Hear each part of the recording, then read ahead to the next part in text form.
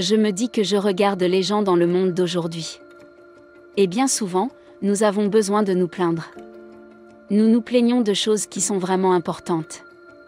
On s'inquiète toujours de savoir qui a le plus, qui a ceci et qui a cela, au lieu de se tenir debout, on ne s'inquiète que de ce que l'on a. C'est ce que j'essaie de faire, je me concentre sur Floyd Mayweather. Je n'essaie pas de me mettre en avant, je n'essaie pas de me mettre sur la voie de quelqu'un d'autre. Je ne suis jaloux de personne. Et c'est ce que je fais. Je vis ma vie comme je l'entends. Et quoi qu'il en soit, on ne peut pas plaire à tout le monde, parce que c'est tellement fou.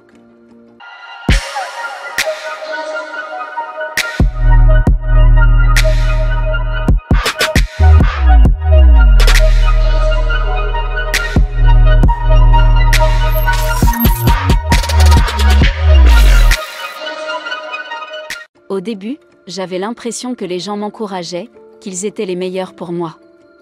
Et de plus en plus, au fur et à mesure que j'accomplissais des choses, vous avez commencé à voir, comme des choses différentes, vous les voyez dire qu'il n'est pas si intelligent que ça et autres, vous entendez tellement de choses différentes que je me suis dit que j'avais le droit de croire ce que je voulais, mais qu'il fallait avoir du bon sens ou de l'intelligence pour en arriver là où j'en suis, c'est-à-dire vivre la même vie depuis 25 ans, avoir un rêve, croire en moi, croire en mes compétences, croire en mon talent, et m'entourer de la bonne équipe, je devais m'entourer des bonnes personnes. Tu sais, ma mère était sous du crack. Mon père s'est fait tirer dessus et devinez quoi, j'étais dans ses bras quand cela est arrivé. Par qui encore? Par le frère de ma mère, mon propre oncle. C'était en 2006 par là? J'ai traversé beaucoup de choses, j'ai eu des hauts et des bas comme tout le monde, mais je n'ai pas baissé les bras, j'ai battu toutes les chances pour qu'elle soit à mes côtés.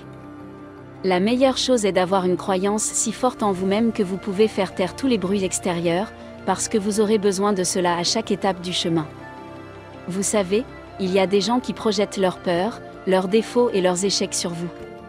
Et vous devez être très prudent, vous savez, avec ces gens qui vous disent que vous ne pouvez pas faire ça, ce n'est pas vraiment de vous qu'il s'agit, mais de ce qu'ils ressentent comme une peur intérieure. Il faut donc être suffisamment fort et résistant pour croire en ce que l'on essaie de faire. Au début, il faut trouver l'équilibre à petite échelle.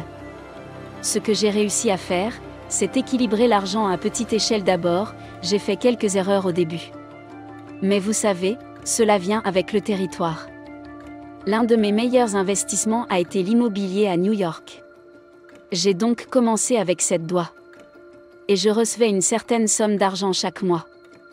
Lorsque je reçois mes amis juifs et les amis de ma femme, je n'essaie pas de dire laissez-moi suivre votre plan ou j'aime votre maison. Je dis plutôt montrez-moi comment obtenir une richesse générationnelle.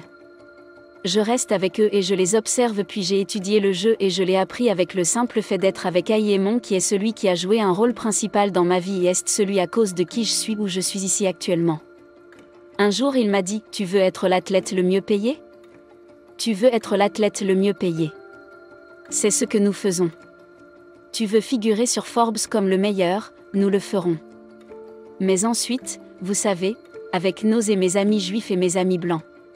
Ce que nous avons fait, c'est construire une richesse générationnelle. Mon premier investissement, je l'ai fait à hauteur de 5 millions.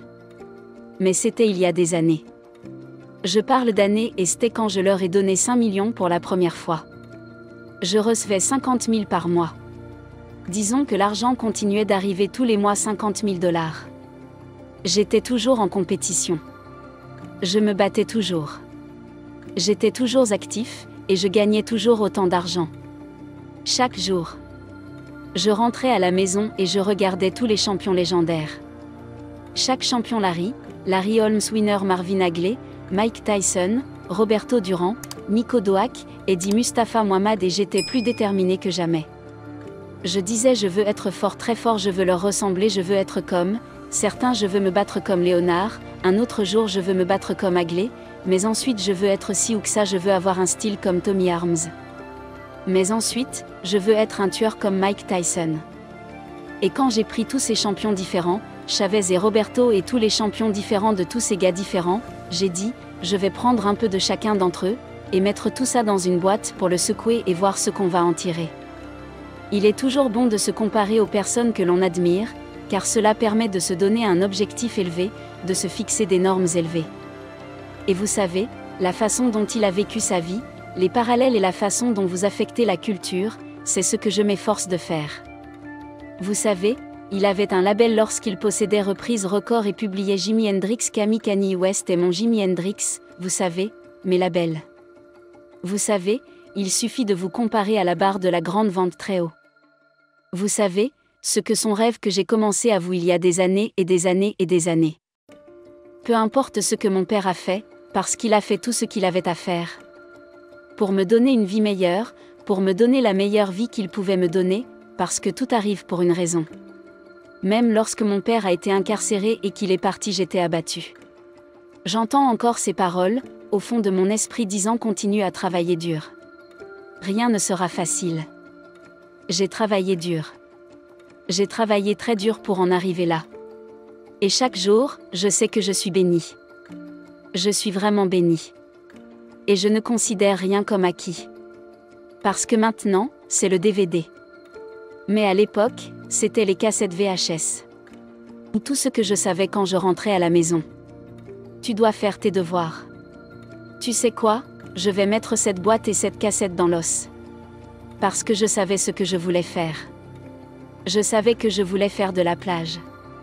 Je savais que je voulais être champion. Le rêve est-il terminé? Absolument pas. Nous allons être la plus grande entreprise. Que ça vous plaise ou non.